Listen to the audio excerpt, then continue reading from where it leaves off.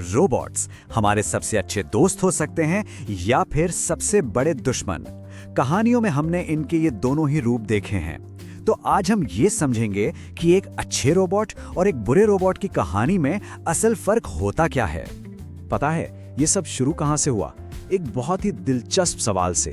सवाल ये था कि अच्छे और बुरे रोबोट के कहानियों में आखिर फर्क क्या है। और हाँ, इस सवाल के साथ ना एक चुनौती भी जुड़ी हुई थी।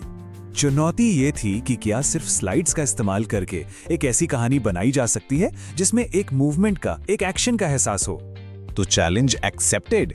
चलिए इन कहानियों के सर्किट को जरा खोलकर देखते हैं। सबसे पहले बात करते हैं उस कहानी की जो हमें भविष्य के लिए उम्मीद देती है, यानी कहानी अच्छे रोबोट की। तो एक अच्छे रोबोट का मकसद क्या होता है? बिल्कुल साफ, सेवा। उसे बनाया इसलिए गया है कि वो इंसानियत की मदद करे, उसकी हिफाजत करे और अपनी कोर प्रोग्रामिंग पर टिका रहे। और कहानियों में ना ये किरदार कई अलग अलग रूप लेता है। कभी वो हमारा मददगार होता है तो कभी रक्षक, कभी एक वफादार साथी की तरह, तो कभी एक समझदार सेवक जो हमारी तरक्की का एक जरिया बनता है।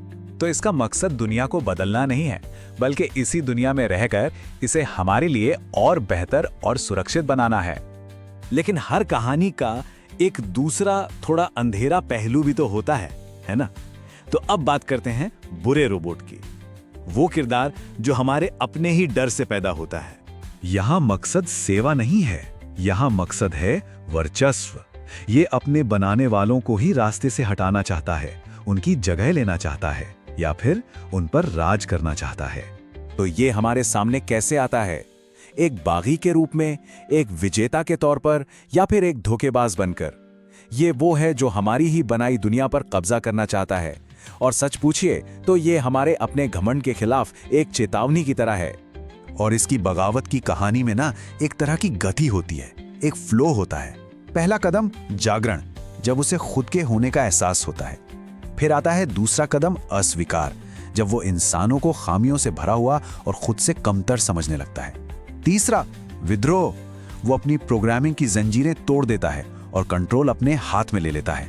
और आखिर में चौथा प्रभुत्व, जहां वो एक नया मशीनी राज स्थापित करता है।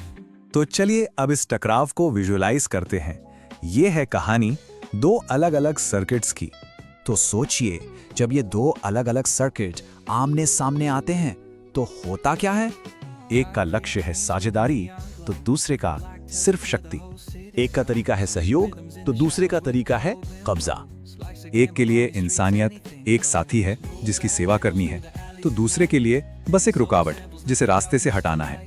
और असल में देखें तो ये दो कहानियां हमारे ही अंदर की दो भावनाओं को दिखाती हैं। एक तरफ है टेक्नोलॉजी से जुड़ी हमारी उम्मीदें और दूसरी तरफ अपनी ही बनाई चीजों से हमारा डर।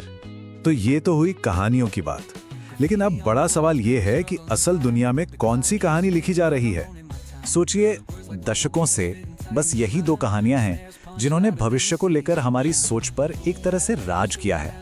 एक तरफ उम्मीद है तो दूसरी तरफ डर। लेकिन अब बात यह है कि टेक्नोलॉजी सिर्फ कहानी नहीं रह गई है, ये हमारी रोजमर्रा की जिंदगी का सच बन चुकी है।